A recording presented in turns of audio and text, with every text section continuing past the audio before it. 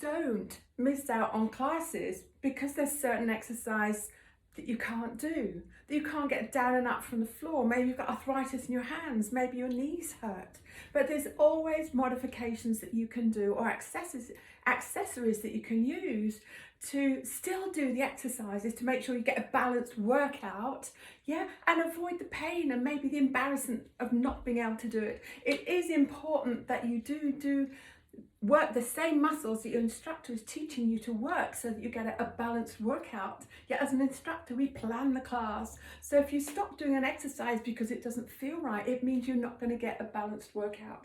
Okay, so here I've got my 5 favorite exercises that I am modifying for most of you. Hi, Anita here from Sail Pilates, and I am going to be showing you how you can use the lifting straps if you have an issue with your grip, whether it's arthritis or maybe some sort of injury.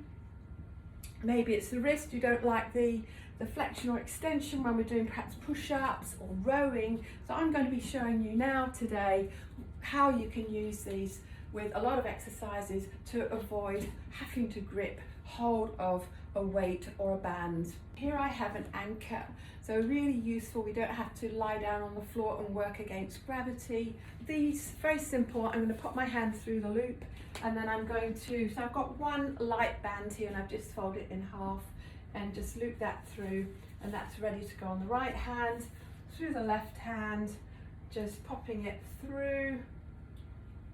So I'm not holding on to anything, and it's just very lightly around my wrist going onto the hand, so I can keep my wrist in nice alignment there, straight, and pulling back with the elbows. That's one way. That's a row. Rows are really important to work the back muscles. A lot of my clients, they have wrist issues or hand, whether it's just pain on the wrist or lack of extension at the wrist joint. Yeah, so there's the chest press. Here's another way that I'm using these straps. I'm not holding on with my hands, my fingers. I've got the lifting straps around my wrist. So if I want to overload my squats here, working more intensely through the thighs, the glutes, and also the neutral spine, then again I can use these lifting straps that are very, very comfortable, and I don't have to hold on to anything. Well, it's important that we maintain the angle, not just the extension at the wrist joint. Also, we need to keep the strength through the arms, but in the wrist and the hand, keep that joint, your wrist joint, really very, very strong, because the chances that we trip at any age or fall over as we get older and we put out the hand to save ourselves, the chances is that we're going to break the wrist. Depending on what we're doing, if we're doing a cat stretch, then we could take the hands further forward, reduce the angle at the wrist joint. Another thing we can do, I've got these blocks here specific for reducing the angle at the wrist. Then one of the things that we do here is use some blocks. So here, ideally, the elbows under the shoulders, and I've got my box position. And my torso is parallel to the floor. So from here I can do some swimming prep. So I'm engaging my core, and this is very much a core work. So I might start by extending my legs, alternating legs here, inhale, exhale. So it's all about stabilizing the pelvis and the shoulders, and we do that by engaging the core. And then we have the full exercise, opposite arm to leg.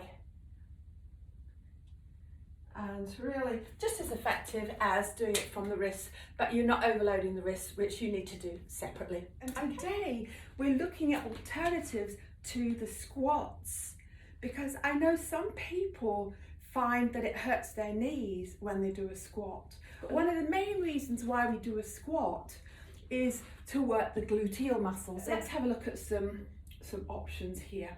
So one is the shoulder bridge, also works the gluteal muscles. Power through the heels, coming up into that straight line, really working at neutral alignment and not feeling it in the lower back. So if you look at the angle at the knee, it's quite a sharp angle at the knee here that we're going through, and then we're overloading. Even better one for the knees is that we lift the feet off the floor. So that is my start position, which is much a wider angle than when we had the feet on the floor, and then we can push through and you actually get a greater range. I'm just going to show you a hip thrust using the NT loop.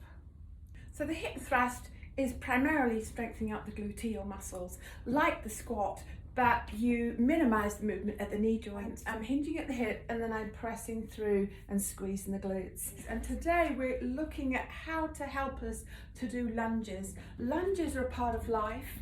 Yeah, every step that we take is a lunge, but if we practice getting stronger in a static lunge position, then we're going to be able to have better gait when we walk and better balance as well. We can gradually, with the support of the chairs, and if I find it's too hard to get up, I can just push gently through. So I'm going to do exactly the same as I've just done with the chairs there, but I have greater potential to increase my strength throughout the full range of the lunge. So here, I'm really not working very hard at all. It's a great way to get stronger through the legs, and particularly when we're learning how to get down and up from the floor, this is a great tool. Yeah. Just the fact that you can't get down and up from the floor very easily, or if at all, does that stop you going to classes? One particular exercise that we tend to do lying on the floor is abdominal work. So let's have a look at the traditional abdominal curl exercise. And I'm gently lifting head, neck and shoulders off the floor to look towards where the ceiling meets the walls. Okay. I'm lifting weight against gravity and I'm working my core muscles here.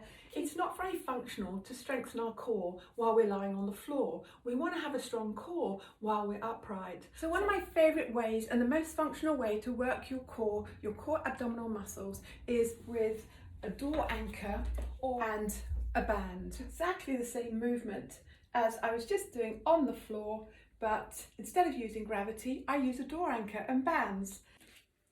So pop in the comments below how you found this video. Did you find it useful? And also don't forget to sign up to my page, like my page, so that you never miss any of my videos or my posts in the future.